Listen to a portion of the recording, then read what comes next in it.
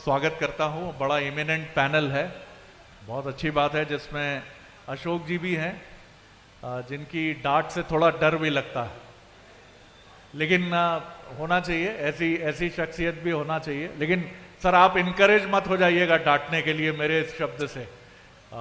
मैं समझता हूँ कि आज कुछ हमें इम्पॉर्टेंट और रचनात्मक बातें सुनने को मिलेंगी। बिसेन साहब ढाल सिंह जी की विनम्रता हमेशा स्तुत्य रही है सर, प्रणाम करता रहा हूँ उसको लेकर। अशोक जी के बारे में हमेशा सुना है। मौसम जी हमेशा अपनी ऊर्जा के साथ रही हैं। हिना जी के लिए तो मैं हमेशा ही कहता हूँ कि कम देखे मैंने ऐसे चेयरफुल लीडर्स जिनकी हमेशा चेहरे पे मुस्कान होती है। और कावरे साहब की भी बात जो है, क्योंकि इनके लिए हमेशा मैंने सुना है कि ये बहुत ही एक डिसिप्लिन तरीके से और बहुत गहरी सोच के साथ काम करने वाले युवा राजनेता है। और दिलीप जी की तो पटेरे साहब माफ़ कीजिएगा, बटेरे साहब की तो लिगेसी दिलीप जी से आती ही है जी। और तमाम जो चीज़ें हैं वो आगे और बहुत रास्ते खोलती ही हैं और आगे आपको बहुत बेहतर तरीके से प्लेस करें आप सभी को। सबसे पहले हिना जी मैं आपकी तरफ आता हूं, फिर मौसम जी की तरफ आऊँगा, क्योंकि हिना नाम भी बहुत सुंदर है इनका और वैसा ही व्यक्तित्व भी है, और मौसम जी का नाम भी बहुत सुंदर है। महिलाओं के लिए सुंदरता और उनके एप्रिसिएशन से ही शुरुआत करनी चाहिए। गृहस्थ जीवन में प्रवेश के बाद मैंने ये सीखा है, आप सब भी अधिकतर लोग शायद सहमत होंगे मुझसे। बहरहाल हिना जी, किस तरह देखती हैं आप बालाघाट का विकास और क्या चीज़ें हैं जिन पर अब हमें फोकस करना चाहिए? शरद जी, सबसे पहले तो आपको बहुत बहुत धन्यवाद। आपने बालाघाट में दोबारा ये प्रोग्राम किया। फर्स्ट प्रोग्राम तो मैंने मिस कर दिया था, पर मैं खुश हूँ कि आज के इस प्रोग्राम में मैं हूँ। और बहुत देर से, काफ़ी लगभग 1-1.5 घंटे से हम आपका प्रोग्राम सुन रहे हैं और मुझे बहुत खुशी हुई कि एक अच्छा प्लेटफॉर्म आपने सबको दिया यहाँ पर, सभी लोगों को। जो क्वेश्चन आपने यहाँ रेज किया है, मुझे ऐसा लगता है कि एक जनप्रतिनिधि होने के नाते मैं बहुत ध्यान से सबको सुन रही थी और कहीं ना कहीं बालाघाट में जो भी संसाधन है कोई कमी नहीं है, सब प्रचुर मात्रा में है। और जो सबसे बड़ी कमी मुझे महसूस होती है पर्सनल लेवल पे, वो ये है कि यहाँ पर वो आज तक जो कमी रही है वो केवल एक लीडरशिप की कमी रही है। मैं उस बात को महसूस करती हूँ, क्योंकि आज अगर हम महाराष्ट्र की बात करें तो बहुत दूर ना जाएं, हम गोंदिया की बात करें, आज वहाँ पर एक लीडरशिप है प्रफुल्ल पटेल जी की। आज उनके चलते आज हमको गोंदिया एक अलग रूप में दिखाई देता है। मैं यहाँ से थोड़े बगल की बात करूँ, छिंदवाड़ा की, वहाँ एक लीडरशिप है कमलनाथ जी। उनके कारण आज छिंदवाड़ा एक अपने अलग रूप में, अपने अलग अंदाज में दिखाई देता है। बालाघाट में वो चीज़ नहीं है। संसाधन है, परिस्थितियाँ हैं, सब कुछ है, पर जो एक कमी है वो लीडरशिप की। और मुझे लगता है कि इस लाइन में जब मैं आ गई हूँ तो अभी हमारी जवाबदारी बनती है कि जो कमी हम महसूस कर रहे हैं उसको हम कैसे दूर करें। और इसकी शुरुआत जब मुझे मौका मिला काफ़ी लंबे समय के बाद, जब कांग्रेस की सरकार बनी, 15 महीने के लिए ही सही, लेकिन उस पीरियड में जब मुझे समय मिला तो मैंने आदरणीय कमलनाथ जी से ये रिक्वेस्ट किया कि भाई, जब एक उद्योगपति राजनेता के रूप में मध्य प्रदेश का प्रतिनिधित्व कर रहा है तो इसका फ़ायदा बालाघाट को कैसे मिले। आज बालाघाट में इन्वेस्टर्स मीट हुआ, बहुत अच्छा हुआ, मैं खुश हूँ इस बात के लिए। और मुझे खुशी है कि एक वो शुरुआत जो कमलनाथ जी के टाइम पर हुई थी, क्योंकि उस समय उन्होंने एक बात कही थी कि आप बालाघाट में क्या कर सकते हो, बालाघाट में उद्योगपतियों को आने के लिए क्या चीज़ें आपको चाहिए, वो उसकी पहले आप स्टडी करो और उसके बाद फिर आप आगे बढ़ो। और मैंने उस समय काफ़ी मेहनत किया था। उस समय हमारे कलेक्टर दीपक थे और काफ़ी उन्होंने भी बहुत मेहनत करी थी। और आज आप देखिए कि देर से ही सही, लेकिन एक अच्छी शुरुआत बालाघाट में हुई। और मुझे चूँकि ज़्यादा शेरो शायरी आती नहीं है, लेकिन आप बहुत अच्छी शायरी करते हैं, तो आप हमेशा कहते हैं ना कि मेरे सीने में ना सी, क्या बोलते हैं आप, एक बार प्लीज बोलेंगे क्या? मेरे सीने में ना सही तो तेरे सीने में सही हो कहीं भी आग, लेकिन आग जलनी चाहिए। आज वो आग जली, इसलिए मैं बहुत धन्यवाद करती हूँ। धन्यवाद। बहुत ही प्रिसाइज, लेकिन बहुत ही ऊर्जा से भरी हुई अपनी बात।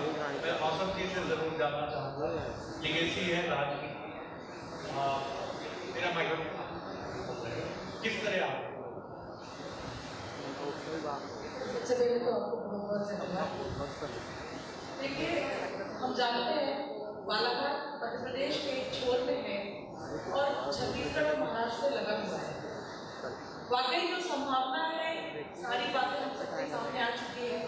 जो एक मुझे प्रमुखता से चीज दिखती है, हमारे पास प्राकृतिक संसाधन रिसोर्सेज थे, लेकिन कुछ जो अप्रोच थी जिसके कारण मुझे इसमें बड़ी भूमिका ब्रॉडगेज की थी। और मुझे खुशी है कि 2014 से जब से नरेंद्र मोदी जी की सरकार के पश्चात जिस गति से परिवर्तन बालाघाट के विभिन्न तरीके से आए, जिससे ब्रॉडगेज की बहुत बड़ी भूमिका है। और हमारे जो मुख्यमंत्री माननीय शिवराज सिंह चौहान के द्वारा विभिन्न तरीके से युवाओं को प्रोत्साहित करना, महिलाओं को प्रोत्साहित करना, जिसके कारण आज जिसका एक बहुत बड़ा उदाहरण आज हम सबने देखा। दिन भर से हम इस इन्वेस्टर समिट में हम लोग सब रहे हैं, मैं भी सुबह से यहाँ पर थी। जो योजनाबद्ध तरीके से माननीय शिवराज सिंह चौहान विभिन्न तरीके से उद्योगों को प्रोत्साहन देने के जो प्रयास उनकी नीतियों के द्वारा किया गया, मुझे विश्वास है कि इससे हमारे युवाओं को और भी अन्य क्षेत्र के इन्वेस्टर्स को यहाँ पर इन्वेस्ट करने के लिए एक बहुत अच्छा अवसर मिलेगा। और इसके लिए मैं सभी को बहुत सारी शुभकामनाएं देती हूँ। प्रशासन और शासन ने मिलकर एक बहुत अच्छा प्रयास किया है और उसे हम अच्छा करेंगे। इसके पूर्व में भी हम सब ने किया था। पहली बात तो यह है कि बालाघाट बदल रहा है। यदि ना बदल रहा होता तो शरद द्विवेदी जैसा बड़ा पत्रकार 3 महीने में 2 बार बालाघाट नहीं आते। और चूंकि बालाघाट बदल रहा है, बालाघाट वालों की सोच बदल रही है। अभी आप श्रद्धेय अटल जी की बात कर रहे थे। अटल जी कहा करते थे कि छोटे मन से कोई बड़ा नहीं होता और टूटे मन से कोई खड़ा नहीं होता। हमें पिछड़ा कहा जाता है कि बालाघाट जिला पिछड़ा है। कभी कोई पिछड़ा नहीं होता है, पिछड़ी होती है हमारी सोच। व्यक्ति जैसा सोचेगा व्यक्ति वैसा करेगा। कल तक क्या हुआ, बजाय इस पे गाना गाने के आज और आगे क्या करना है, यदि इस पे चिंतन करेंगे तो बहुत अच्छे और बहुत सकारात्मक परिणाम हम दे सकते हैं। आज पूरे दिन भर से हमारा और आपका सफर जारी है। आज हमने देखा, आपने इस बात को पहले भी कोट किया कि बालाघाट जैसा जिला, और जब अपन बालाघाट बोलते हैं तो हमारी भाव तन जाती कि बालाघाट जैसा जिला, यानी लोगों का मानस बन गया कि बालाघाट जैसा जिला। साहब, ये वो बालाघाट है जो बहुत से लोगों को आकर्षित करता है। ये वो बालाघाट है जो यहां एक बार आ गया वो यहां का होकर रह जाता है। ये वो बालाघाट है जो अपनी प्राकृतिक सौंदर्यता के कारण, यहां के लोगों के एक सरल मिजाजी के कारण, एक बहुत अच्छी बात पगारिया जी ने कही थी कि जीवन का सबसे कठिन काम क्या है, कि व्यक्ति का सरल होना। वास्तव में यहां की सरलता मैं नहीं मानता कि बहुत सी जगह होगी। और इन सब कारणों से आज बालाघाट जैसे जिले में हमारे जिला प्रशासन, हमारी सरकार से, हमारे भारतीय जनता पार्टी के जनप्रतिनिधियों के, हमारे यहाँ के लोकल इंडस्ट्रियल, सभी के सामूहिक सहयोग से 5,000 करोड़ रुपए के इन्वेस्टमेंट की चर्चा बालाघाट की धरती पे होना इस बात को निश्चित रूप से तय करता है कि आने वाला कल बालाघाट का है। यह एक स्वर्णिम कल है और एक सुखद भविष्य है। परमात्मा ने हीरा सबको बनाया है, लेकिन शर्त यही है कि जो घिसेगा वही चमकेगा, और नहीं तो सब एक जैसे हैं। अटल जी एक बात और कहा करते थे, क्योंकि हम पॉलिटिकली कंपटीशन में रहते हैं, हम एक दूसरे को नीचा दिखाने का प्रयास करते हैं, हम बहुत सी बातें कहते हैं, लेकिन अटल जी की यहाँ ये बातें सबको संबल प्रदान करती है कि बाधाएं आती है आई, घिरे प्रलय की घोर घटाएं, पांवों के नीचे अंगारी, सिर पे बरसे ज्वालाएं, निज हाथों में हंसते हंसते आग लगाकर चलना होगा, कदम मिलाकर चलना होगा, कदम मिलाकर चलना होगा। बालाघाट का पॉलिटिशियन हो, चाहे बालाघाट जिले के इंडस्ट्रियल हो, चाहे बालाघाट को बदलने वाले जितने भी युवा सोच हैं, यदि सब कदम ताल करके चलेंगे तो सबका चला हुआ एक एक कदम बालाघाट जिले को कई कदम आगे ले जाकर चलेगा। और मैं निश्चित रूप से आपसे प्रॉमिस करता हूं, इस मंच से और मंच के सामने हम सब मिलके आने वाले कल में जब आप अगली बार पुनः बालाघाट जिले में आएंगे तो फिर से एक नए बालाघाट को देखेंगे, एक नए बालाघाट की संकल्पना को आप देखेंगे। और चाहे राइस हो, चाहे बैम्बूज हो, चाहे मिनरल्स हो, जितनी भी चीजें हैं, सौभाग्य मानता हूं मैं कि हमें परमात्मा ने बालाघाट जिले में पैदा किया है। निश्चित रूप से बालाघाट जिले में जितनी अपार संभावनाएं प्रदेश के बहुत कम जिलों में है, और हम सब मिलकर के इसका दोहन करते हुए, इसका सकारात्मक उपयोग करते हुए एक स्वर्णिम बालाघाट तरासेंगे। धन्यवाद आपका, और पुनः इसी आशा के साथ कि अगले 3 महीने में फिर से एक मुलाकात जरूर हो, क्योंकि जो टच आज आपने दिया है, जिस दिशा में आज आपने हमको ले गया है, यदि यह प्रयास सकारात्मक रहा तो निश्चित रूप से आप सबकी कृपा से ये बालाघाट बहुत अच्छा होगा। धन्यवाद। बदलेगा बालाघाट। लगता है शरद भाई ने ठान ली है कि बालाघाट को बदल के ही रहेंगे। आज का जो इन्वेस्टर समिट बना है, ये पिछले जो आपका बालाघाट विकास के बारे में जो मीटिंग किया था, यहाँ लाइव कास्ट किया था, उसका असर है। उसके कारण कलेक्टर महोदय ने इंटरेस्ट लिया और यह इन्वेस्टमेंट समिट का आयोजन किया गया। बहुत संभावना है बालाघाट में, उच्च क्वालिटी के खनिज हैं, मैंगनीज है, कॉपर है, डोलोमाइट है, लाइमस्टोन है, ये बहुत सारे खनिज हैं। धान का कटोरा कहलाया जाता है और रिच फॉरेस्ट है। तो कोई कारण नहीं है कि यहाँ अच्छे उद्योग नहीं आएंगे। उसके लिए प्रयास की जरूरत है और ये प्रयास बहुत अच्छी तरह से हुआ है।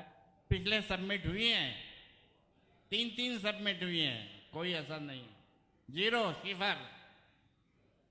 वह उसका आज का समिट का वो हालत ना हो, इस पर ध्यान रहे कलेक्टर महोदय। आपके प्रयास से आज का समिट हुआ है, इसके लिए बहुत बहुत आपको धन्यवाद। और ढाल सिंह भाऊ से मैं कहूँ कि बड़े मुश्किल से 2 साल मिलता है इनको जिले में। 2 साल समझने में ही चले जाते हैं, तब तक ये बाहर चले जाते हैं। कम से कम 1 साल इनको रोकें और यहाँ इंडस्ट्रियलाइजेशन करें और अच्छे से अच्छे इंडस्ट्रियल, क्योंकि ये समझ गए हैं, ये सोच लिए हैं और इन्होंने उस तरह से आज का सबमिट किया है। बहुत संभावना है यहाँ की और मैं चाहूँगा कि अच्छी इंडस्ट्री यहाँ आए। त्रिवेदी ग्रुप ने बहुत काम किया है, शुरू से रमणिक लाल जी त्रिवेदी के साथ में मैंने काम किया है। बहुत अच्छे संबंध थे हमारे, बच्चा अच्छी सोच थी उनकी, बहुत आगे बढ़ाने की और लोगों को भी आगे बढ़ाने की सोच थी। उनके लड़कों ने काफ़ी कुछ संभाल लिया है और मैं समझता हूँ महाराष्ट्र और मध्य प्रदेश दोनों के प्राइवेट सेक्टर में सबसे बड़ा खनिज उद्योग इनके पास में है। बहुत मायने रखता है इसका। वैद्य साहब ने काफ़ी कोशिश की है इस समिट के लिए, उसमें भी साधुवाद के पात्र हैं। और इसी तरह मैं पिछले वक्त टारगेट थे भाई दिवाकर जी, डॉक्टर दिवाकर जी, शिक्षा के क्षेत्र में काफी काम किया है इन्होंने, क्रांति लाई है, पर क्रांति अधूरी है। आज भी मेरा चैलेंज है उनको, तो उन्होंने कहा है कि मेडिकल कॉलेज यहाँ लाएंगे, अभी तक उसका कुछ असर दिख नहीं रहा है। फिर मैं कहूँ कि मेडिकल कॉलेज आ जाए तो शिक्षा क्षेत्र में बहुत अग्रणी हो जाएगा हमारा बालाघाट जिला। तो साधुवाद देता हूँ मैं आपको जिन्होंने बहुत प्रयास किया है, और कलेक्टर महोदय को देता हूँ, भाई धुर्वे जी जो इंडस्ट्री डिपार्टमेंट से डायरेक्टर आए थे उनको भी देता हूँ, और ढाल सिंह भाऊ को। सभी कृषक पृष्ठभूमि से और मध्यम परिवार, छोटे परिवार से आए हुए लोग हैं जो इस लाइन में सब बैठे हैं, इसलिए हमारी सोच हो सकती उतनी आगे नहीं रही है। यहाँ पर जिस तरह का मिनरल्स और सारी चीज़ें रहीं, तो कहीं ना कहीं हर चीज़ इसके पहले तक सब राज्याश्रय पर ही आधारित होती रहीं। और अब यदि मैं कहूँगा तो फिर अलग बात हो जाएगी कि कॉपर कारखाना बालाघाट में खुला और शोधन का कारखाना गुजरात चला गया या राजस्थान चला गया, खेतड़ी, तो फिर किसका नेतृत्व अक्षम था, विचार करना पड़ेगा। तो मैं इसलिए कहने का आरोप प्रत्यारोप का मंच नहीं है। इतनी बड़ी माइंड के आधार अंग्रेजों के ज़माने से चल रही है, पर कहीं ना कहीं हमने कहा ना कि उस तरह के उद्योगपति इस बालाघाट में नहीं रहे, क्योंकि यहाँ पर किसान परिवार के लोग ज़्यादा रहे। कुछ ही लोग जो निश्चित रूप से जिनका डीएनए में व्यवसाय है, ऐसे लोग आए और धीरे धीरे सभी जिलों में जाकर के इन्होंने व्यवसाय प्रारंभ किया। तो जिन लोगों को इस तरह से व्यवसाय करते आता, और किसान परिवार उद्योग करने से डरता है, समझ भी नहीं होती है, इसलिए जिनको समझ रही वो उद्योग में आगे आए। अब धीरे धीरे हमारी पीढ़ी तक तो लोग खेती पर ही आश्रित रहे, इसके बाद निकल करके जब आगे आए तो हमने समाज को दिशा देने का काम किया। तो मैं वहाँ से प्रारंभ करता हूँ कि जब मैं विधायक नहीं था, और आपने कहा ना कि मैं एक चिकित्सक के रूप में मैं ग्रामीण क्षेत्र में काम करता था, थोड़ा सा समय जरूर लगेगा पर पृष्ठभूमि था। मैं जब प्रैक्टिस करता था तो उस समय पर एक गरीब की 2 रुपए का भी उसका यदि इलाज करता था तो देने को पैसे नहीं होते थे, और तब मजदूरी 10 रुपए होती थी, चलने के लिए सड़क नहीं, पढ़ने के लिए स्कूल नहीं, बहुत सारी कमियां थी। तब मन में भाव आता था कि इसके जेब में पैसे कैसे आएंगे। जब इसके जेब में पैसे आएंगे तो मुझे पैसे देगा। और यही आज मोदी जी का मंत्र है क्या कि आत्मनिर्भर भारत बनाना, तो उस गरीब को भी आत्मनिर्भर बनाना पड़ेगा। और इसीलिए उसकी जेब में इतना पैसा देने का काम, उसको सक्षम बनाने का काम कर रहे हैं। इसलिए जब आत्मनिर्भर बनाना, तो इसलिए जब मैं पुनः कह रहा हूं कि विधायक नहीं बना, उसके पहले मैंने उन ग्रामीण विकास की ओर सबसे ज़्यादा ध्यान दिया। ये जितना आज आपने समिट में देखा, चाहे वो मछली पालन का काम हो, चाहे वो आपके बांस के उसके काम हो, चाहे आपने, खैर यहाँ मैगनीज है, सिवनी जिले में नहीं है, क्रेशर का काम था, मैं आगे उस पर आऊँगा। मैंने ग्रामीण क्षेत्र में क्या कर सकते हैं किसान को संपन्न बनाने के लिए, तो उसको मछली पालने के काम से लगाया, उसको मुर्गी जो जैसे कर सकता है मुर्गी पालने के काम से लगाया, किसान है तो गाय पालने के काम से लगाया, अच्छी खेती कैसे बढ़ेगी, जैविक खेती कैसे करेगा उसकी चिंता पे लगाया, किसान को और आमदनी कैसे, उसको लाख के उद्योग पे लाया। आज जो इतना लाख का ऑर्नामेंट देख रहे थे, इसकी 75% पूर्ति बरघाट से होती है। आज जो लाख यहाँ आती बालाघाट में भी हो सकती है, यानी बरघाट अकेला केवल एक विकास खंड है जहाँ की पूर्ति हम बालाघाट की पूरी करते हैं। और आपका रांची तक हमारे यहाँ की लाख जाती है। उस समय पर 5 रुपये किलो लाख बिकती थी, आज लगभग उसका रेट 300-350 रुपये किलो है। तो किसान को अतिरिक्त आमदनी का किया। फिर किसान के लिए आवश्यकता चाहिए तो उसको सिंचाई के साधन। मेरे यहाँ इतने बड़े तालाब नहीं, पानी सब सिवनी में गिरता है, मिलता पूरा बालाघाट को है। जितने तालाब बने सबका पानी बालाघाट को ही आता है। तो स्टोर पानी हमारे आज पानी नहीं गिरा तो बहन गंगा में पानी नहीं दिख रहा है, पानी सिवनी में गिरेगा तो पानी बालाघाट में दिखेगा। त्रिवेदी जी ने कहा ना, सिवनी पसंद नहीं आया, वो अलग हो सकता है, पर आया सब कुछ उधर से बह के इधर है। तो इसीलिए विकास भी इस जिले का ज्यादा हुआ तुलनात्मक सिवनी के। फिर भी सिंचाई के क्षेत्र में हमने छोटे छोटे तालाब बनाना, स्टैप डैम बनाना, इस सारे वृक्षों का लगाना, बांस को लगाना। पूरे पंचायतों में मैंने वृक्षारोपण का काम करा, बांस का काम कराया। आज मेरे यहाँ का किसान हर साल बेचता है, पंचायतें 8-8, 10-10 लाख का बांस पंचायतें बेचती हैं। ऐसा नहीं है, मैंने रोजगार देने। तो एक बांस यदि किसी की डेथ हो जाती थी तो उसको फॉरेस्ट डिपार्टमेंट से 2 बांस मिलना कठिन होता था, क्योंकि साल में एक ही बार बिकता था। आपको अच्छे से याद है। तो ये बांस लकड़ी खेती कराने का सारा काम करा है। और फिर जब 90 में अवसर मिला तो इसको और तेजी के साथ आगे बढ़ाने का काम किया। इंफ्रास्ट्रक्चर डेवलपमेंट जब तक नहीं होगा तब तक हम बालाघाट और सिवनी में रेल हमारे पास अंग्रेजों के ज़माने की थी, पर वो रेल हमारे पास जो थी वो नैरो गेज थी। उस ज़माने में अंग्रेज उस नैरो गेज से व्यापार करते थे।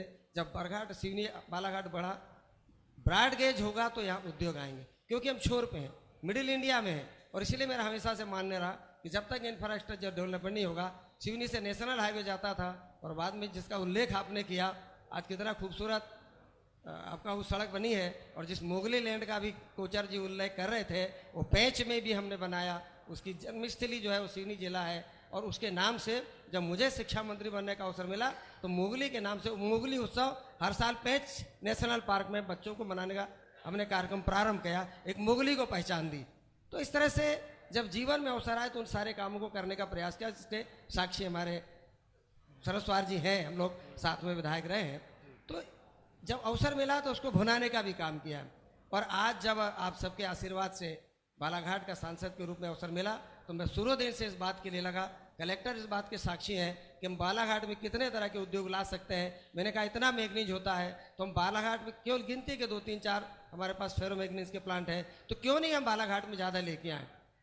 तो एक मैग्नीज आधारित उद्योग है हमारे पास, HCL का कुछ उद्योग हो, पर यहाँ लगता है कई बार ढुलाई की दिक्कत है। उपवा प्लांट है, उपवा हमारे पास है, पर चूंकि उसका आवागमन नहीं है, केवल भरवेली तक होता है।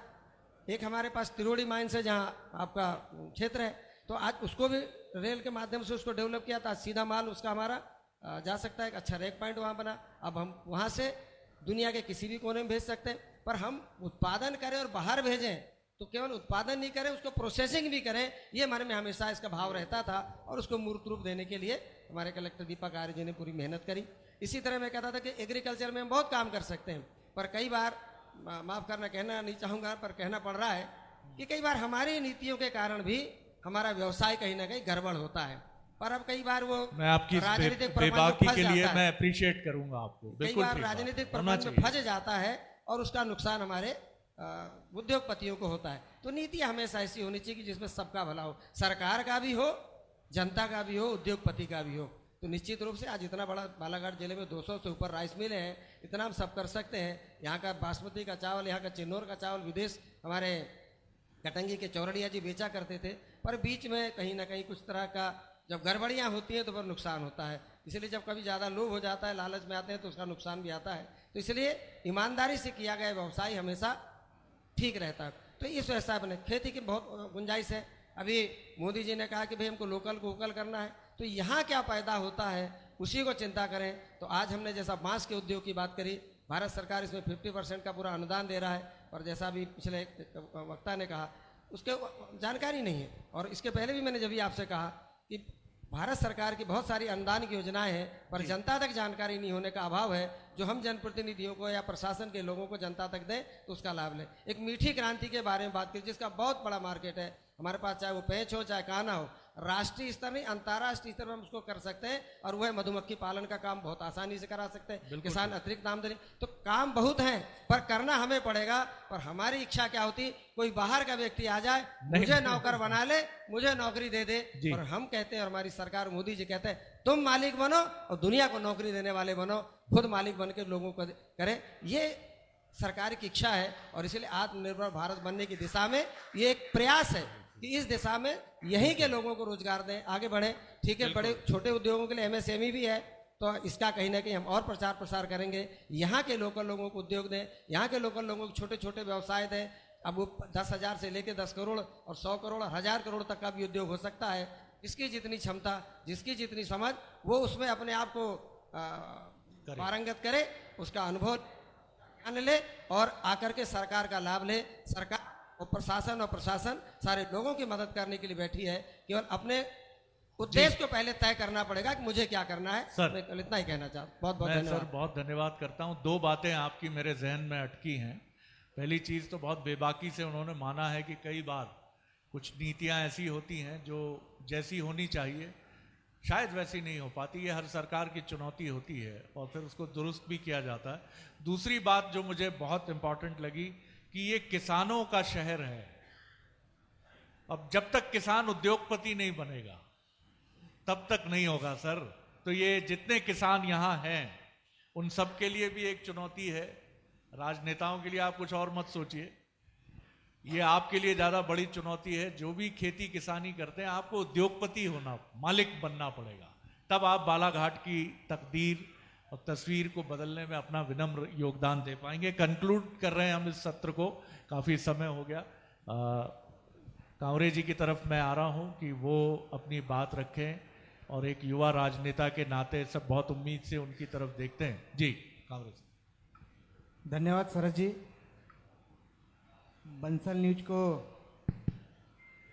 मैं बधाई देता हूं कि आज पूरे मध्य प्रदेश, पूरे देश ने इस बालाघाट जिले को देखा है। जैसे कि इस आपका इवेंट है बदलेगा बालाघाट। मैं उस विचारधारा से आता हूं जहां पर कहा जाता है कि कोशिश करने वालों की कभी हार नहीं होती और लहरों से डर का नौका पार नहीं होती। मैं सुषमा दीदी के उस लाइन को भी अपना मूल मंत्र माना है कि मन के जीते जीत है और मन के हारे हार है। आज जब इन्वेस्टर समिट की हम बात करते हैं, मैं चूंकि आदरणीय प्रधानमंत्री जी मोदी जी के उस भाव के साथ में, उस विश्वास के साथ में काम करता हूं जहां पर पहली मेरी प्राथमिकता मेरा देश, फिर दल और फिर व्यक्ति। जब इस पर मैं जाता हूं तो मेरे ध्यान में आता है इस इन्वेस्टर मीट में जब आज बहुत सारे लोग यहाँ पर अनेक अनेक चर्चा भी किए, पुराने समय की भी बातों को हमें ध्यान दिलाए, लेकिन मैं सभी लोगों को इस बात को विश्वास में लाना चाहता हूं कि मैं उस पृष्ठभूमि से आता हूं जहां पर सबका साथ और सबका विकास और सबका विश्वास जीतकर काम करना चाहता हूं। क्योंकि सभी दल के लोग यहां पर हैं और मैं मध्य प्रदेश सरकार में एक मंत्री के रूप में सरकार के तरफ से भी जनता जनार्दन की जो योजना कैसे जनता तक पहुंचा पाऊं उस पर भी काम कर रहा हूं। एक जिम्मेदारी दायित्व पर मुझे अवसर मिला है काम करने का, तो मैं मन से जीता हुआ हूं और मैं आपको विश्वास दिलाना चाहता हूं कि 4200 हमारे इन्वेस्टर मीट आज सबमिट हुए हैं, 4200 हमारे इन्वेस्टर मीट यहाँ पर सम्मिलित हुए हैं। आने वाले समय में 10,000 तक के लेकर जाऊंगा, ये विश्वास है। लेकिन उसके लिए सिर्फ विश्वास ही नहीं, उसके लिए जमीन पर काम भी करना पड़ेगा। मैंने कलेक्टर बालाघाट से कहा है कि ये सारी चीजें हमारी तैयारी आज की नहीं है कि हमने 4 दिन में इसको तैयारी कर लिया। इसके पहले मैंने इन्वेस्टर को बुलवाया, मैंने उद्यमी को बुलवाया, उनसे चर्चा किया। यहाँ पे त्रिवेदी जी बैठे हुए हैं, मैं उनके साथ में चर्चा करके सरकार के तरफ से क्या सहयोग हो सकता है। हमारे उद्योगपति आएंगे तो उनको किन परेशानियों का सामना करना पड़ रहा है, हमने नीति बदलवाई। आज मैंने हमारे उद्योग मंत्री जी को लेकर आया, उनसे चर्चा करवाई, माननीय मुख्यमंत्री जी के पास में चर्चा की। और ये चर्चा होने के बाद आज जब पहली बार जब चर्चा हो रही थी कि ये इन्वेस्टर मीट करेंगे यहाँ पे, तब हमारे ध्यान में था कि 1000 का सबमिट होगा। लेकिन बढ़ते गया, लोगों का विश्वास जागते गया, और विश्वास हम जगाएंगे और उस काम को करेंगे। जहाँ पर लैंड की बात आएगी, हमने बालाघाट जिले के सारे जनप्रतिनिधि जो सहयोगात्मक इस काम में रहेंगे, वो सारे जनप्रतिनिधि को रखेंगे, अधिकारी को उसमें सदस्य रखेंगे, हमारे कलेक्टर प्रधान सचिव रहेंगे, और इस व्यवस्था को लेकर एक कमेटी बनेगी जो हर महीने इसकी समीक्षा करेगी कि हमने क्या पाया और क्या खोया है, हमने क्या किया। अगर सरकार के तरफ की कोई विषय आएगा तो मैं खुद भी उस बैठक को लीड करूंगा। तो ज़्यादा से ज़्यादा लोगों को, हमारे उद्योगपतियों को हम सुविधा दे सकेंगे, उनकी जो समस्या है उसका समाधान करेंगे तो निश्चित रूप से हमारे पे विश्वास होगा। बहुत सारे लोगों ने कहा कि ये हमारा जिला 59% वनों से घिरा हुआ है। निश्चित रूप से मैं आयुष विभाग में भी काम कर रहा हूँ। एक नई नीति को लेकर हम देवाल में एक योजना लेकर आ रहे हैं कि हमारे आदिवासी भाई जो हमारे आदिवासी क्षेत्र में रहते हैं, उनके लिए हम कैसी खेती तैयार करें, उनको कैसे हम रोजगार दें। तो हमारे परस्पर हमारी जो जड़ी बूटियां हैं, जो हमारी औषधियां हैं, हम उनकी भी खेती कराना चाहेंगे, हम उनको मार्केट भी देना चाहेंगे, और मार्केट दे के उनको रोजगार देने का हम काम उसी स्तर पर, जो लोकल में वोकल, हम उसी व्यवस्था देंगे और उसको मार्केट देके हम अपने मध्य प्रदेश के लिए आयुष विभाग के मेडिसिन जो हमारी औषधि है वो बनाने का भी हम काम करेंगे। अभी वेलनेस की बात चल रही थी कि हम पर्यटन के क्षेत्र में कैसे हम लोगों को, इसे बालाघाट जिले की हम बात करते हैं, तो हमने पर्यटन के साथ में हमारा विभाग भी, हम एक पंचकर्म लेकर आएंगे ताकि हमारे उस क्षेत्र के लोगों को हम रोजगार दे सके। हम पर्यटन के साथ में हमारा एग्रीमेंट होगा, और जो केरल की पद्धति है, जो केरल में लोग केरल को एक अलग उसमें जानते हैं पंचकर्म को, वो हम कान्हा नेशनल पार्क में भी देने का काम करेंगे। ऐसी व्यवस्था, बहुत सारी सोच है, बहुत सारी चिंता है। उसकी चिंता, मुझे अवसर मिला है काम करने का, तो निश्चित रूप से मैं वो काम करके जितना हो सकता है सबके साथ में विश्वास में, सबको विश्वास में लेकर मैं वो काम करने का प्रयास करूंगा। जहाँ तक के ये जिले को धान का कटोरा वाला जिला कहते हैं, तो जब धान हम उत्पादन वाला जिला है तो उसकी भी चिंता करना है मुझे कि हम राइस मिलरों को कैसे यहाँ पर रोजगार के साधन में उनको कैसे प्लांट यहाँ लगाने की सुविधा दें, हम एमएसएमई के माध्यम से कैसे हमारे लोगों को हम मदद कर सके, उसकी भी चिंता है। अनेक प्रकार आपने कहा कि यहाँ पर राइस का एक उत्सव होना चाहिए। मैं निश्चित रूप से आपको आश्वस्त करता हूँ कि जब अध्यक्ष जी ने अभी कहा कि आपको 3 महीने बाद फिर से आना पड़ेगा, तो मैं जब आप अगली बार जब भी आएंगे तो हम निश्चित रूप से आपको उस उत्सव में आमंत्रित करेंगे, और एक अच्छा हमारी जो पुरानी प्रजाति है वो सारी चीज़ हम यहाँ पर करेंगे, और व्यंजन भी हम आपको हमारे चावल से बनी हुई व्यंजन यहाँ पर खिलाएंगे। ये सारी चीज़ें जो हम कर सकते हैं वो करने का प्रयास करें।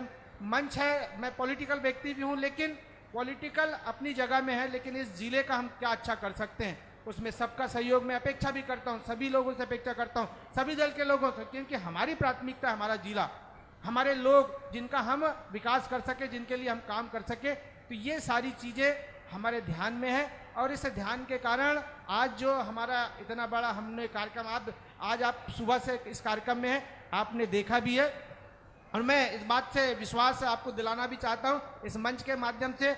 आज जितने भी हमारे उद्योगपति आए थे वो स्वयं भी इंटरेस्ट ले रहे थे हमसे कल भोपाल में भी मिले, रात में ट्रेन में भी मिले और उन्होंने कहा कि आपने जो हमारे को नीति में परिवर्तन करके दिया, निश्चित रूप से हमको उसका लाभ मिलेगा। जो सड़कों का मामला है, बिजली का विषय हमारे ध्यान में, वो समय समय पे हम चर्चा करेंगे और निश्चित रूप से उनको हम सहयोग भी करेंगे।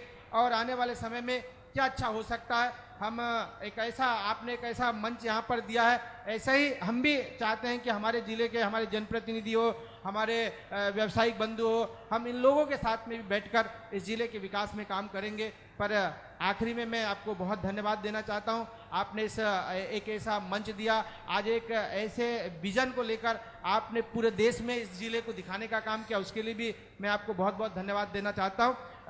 ये बालाघाट जिला है, यहाँ नौजवान युवा लोग भी राजनीतिक क्षेत्र में बहुत आगे काम करने के सोच को लेकर काम कर रहे हैं। हमारे युवा उद्यमी उद्योगपति भी आपने देखे, यहाँ पे हमारे युवा साथी भी हैं। हम सब लोग इस नए जनरेशन में, नए युग में जा रहे हैं, तो नए युग को लेकर टेक्नोलॉजी का ज़माना है, उन सारे टेक्नोलॉजी का उपयोग करते हुए हम आने वाले समय में बहुत काम करेंगे। मैंगनीज, हम जहाँ मैंगनीज की बात करते हैं, ऐसे आज जितने भी हमारे उद्योगपति आए हैं, उनको क्या हम मैंगनीज में क्या सपोर्ट कर सकते हैं। हमने मोबाइल के सीएमडी को बुलवाया था, उद्योग मंत्री जी ने उनसे भी कमिटमेंट करवाया कि हम इनको कैसे मदद कर सकते हैं। उन्होंने भी जो हो सकता है वो मदद करेंगे और हम सब जनप्रतिनिधि मिलकर उद्योगपतियों का सहयोग करेंगे। तो हमारे अलग अलग यहाँ पर जो काम है, चाहे वो कृषि के क्षेत्र में हो, चाहे हमारे मैंगनीज के क्षेत्र में हो, चाहे हमारे फॉरेस्ट के क्षेत्र में, सारा का सारा हमारे क्षेत्र बालाघाट जिला एक ऐसा जिला है जहाँ पर बहुत सारी संभावनाएं हैं और बहुत सारी संभावनाओं को हम छूते हुए काम करेंगे। मैं यहाँ पर सभी जनप्रतिनिधि आए, सभी हमारे प्रशासनिक अधिकारी, हमारे कलेक्टर दीपक आर्य जी और उनकी पूरी टीम ने इस योजना को जैसे जैसे सरकार का निर्देश मिलते गया, जैसे जैसे शासन ने आदेश देते गया, उस प्रकार से योजनाबद्ध तरीके से आज इस कार्यक्रम को भी उन्होंने तैयार किया। मैं लगभग 8 दिन से कलेक्टर बालाघाट के साथ में संपर्क में था, कौन अधिकारी, कौन उद्योगपति, किससे चर्चा हो रही है, ये सारी रणनीति के तहत हमने इस काम को यहाँ पर किया है और ये रणनीति आगे भी रहेगी। और यहाँ पर जो हमने आज इस विजन को लिया, इस मिशन को लिया, उसको अंजाम तक पहुँचाने में हम सब लोग यहाँ पर सहयोगी के रूप में रहेंगे। चाहे हमारे चाचा सरस्वाल चाचा जी हो, चाहे बहन हिना हो, चाहे भटेरे साहब हो, चाहे हमारे सांसद जी हो, चाहे हमारे उद्योगपति यहाँ पर बैठे हुए, सबके साथ में सबका साथ लेंगे और सबका विकास भी होगा और सबके विश्वास के साथ में इस बालाघाट जिले को एक नई ऊंचाई पर लेकर जाएंगे। ऐसी मैं आपको विश्वास दिलाता हूँ। आप सब लोगों को बहुत बहुत धन्यवाद। भारत माता की जय, वंदे मातरम। बहुत बहुत धन्यवाद। और आपका विश्वास बाकी साथियों के साथ खूब खनका आज मंच पर, और आज आपको मैंने भी बड़ा मुझे लगता था आप कम बोलते हैं, लेकिन मुझे लगा कि आज आप बालाघाट के लिए बहुत मन से बोले और बहुत हृदय से बोले और बहुत खुलकर बोले। मुझे लगता है कि मीडिया में बालाघाट को अपना अधिकार मांगना चाहिए। बालाघाट चाहे हिना जी आए भोपाल, उनको आना चाहिए समाचार माध्यमों की तरफ कि नहीं, आप बालाघाट को उसका हक दीजिए। बालाघाट के पास खबरें भी हैं और बालाघाट के पास विजन भी है। चाहे भटेरे साहब आए, मुझे लगता है इसमें आप लोग थोड़े संकोची हैं, क्योंकि निशांत अगर नहीं होते, यही सारथी बने, ये बालाघाट से ही हैं और इनका बड़ा आग्रह रहता है कि कार्यक्रम यहाँ होना चाहिए। हमारे लिए थोड़ा कठिन होता है कि बालाघाट पहुंचना, 400 किलोमीटर बाय रोड या गोंदिया आना, और अभी ट्रेन और तमाम चीज़ें कोविड-2 के बाद, लेकिन ये सारथी बनते हैं, ये कार्यक्रम होता है। लेकिन आप लोग भोपाल आएँ जब भी, मैं ढाल सिंह जी से भी आग्रह करूँगा, अशोक जी को तो हम यहीं आशीर्वाद ले लेंगे इनसे, लेकिन मैं आपसे वादा करता हूँ कि बंसल न्यूज़ बालाघाट की आवाज़ उठाता रहेगा और हम जितना हो सकेगा हम बिल्कुल आपके साथ खड़े रहेंगे, चट्टान की तरह।